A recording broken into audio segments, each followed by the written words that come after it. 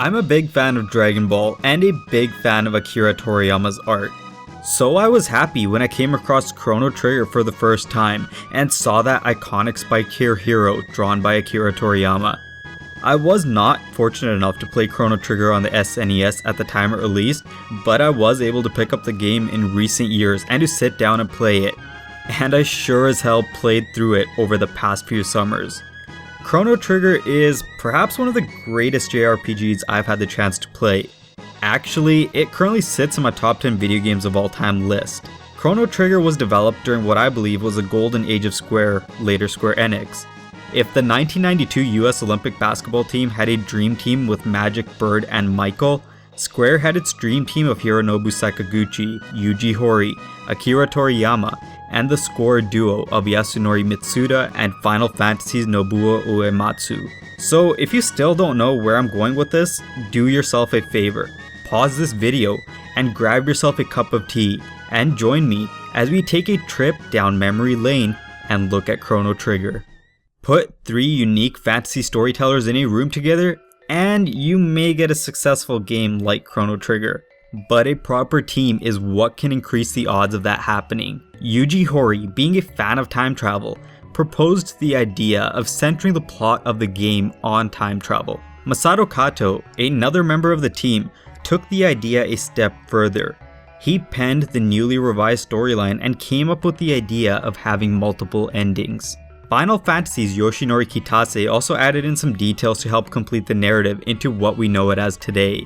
It was a breath of fresh air for Hironobu Sakaguchi, who went on to state that what they did with Chrono Trigger, narrative-wise, wouldn't have been possible with the Final Fantasy series. It was like they had entered Toriyama's universe, full of novelty and action. Although Chrono Trigger felt fresh, make no mistake, it did take influence from many elements of traditional Japanese RPG gameplay.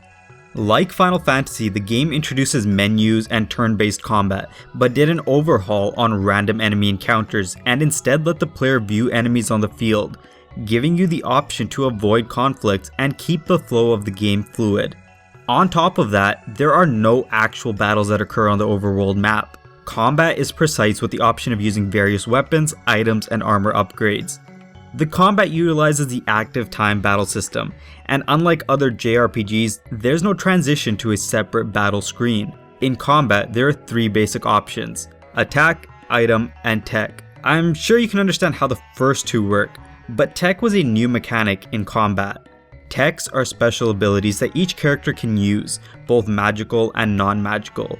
Unlike Final Fantasy, where there are dozens of magic options for each character, in Chrono Trigger, a party member had 10 individual techs, which are usually unique to them and their element. But wait, that's not all those clever developers added, because the developers also introduced the new Game Plus mode. After completing the game, players could return and retain all equipment, levels, and techs. Players can also fight Lavis, the final boss, much earlier in the storyline, which is how you would be gifted with the multiple endings. Chrono Trigger takes place in the Kingdom of Guardia. But there's a catch. It takes place in the kingdom over several different ages. You take control of the silent protagonist Chrono. That's Chrono without the H, as it is in the game's title. In the game, Chrono awakens on the day of the Millennial Fair. Chrono then meets this girl named Marle, who shares an uncanny resemblance with Bulma of Dragon Ball. Marle gets teleported to the past after a mishap with a time machine built by your friend Luca, which causes our hero Chrono to travel back in time to save her. Some running around here and there, and you find yourself in the year 600 AD on trial for kidnapping Queen Lian, who is Marle's ancestor.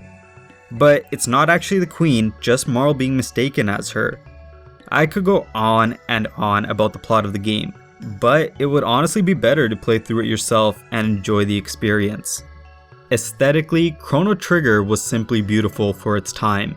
The sprites are big, and the environments are incredibly detailed. The game introduced many mechanics that were not only used by future JRPGs, but by even recent video games. Despite being nearly 2 decades old, the game feels just as fresh as the day it released. It's a game that has stood the test of time, and will go down as a narrative and artistic masterpiece in video game history. That's it for this week's Tea Time. If you enjoyed this video, be sure to hit that subscribe button. and the bell icon on mobile devices to not miss an update. And if you have any suggestions for a video game that you would like for us to explore on Tea Time, please write a comment down below. Until next time, happy gaming.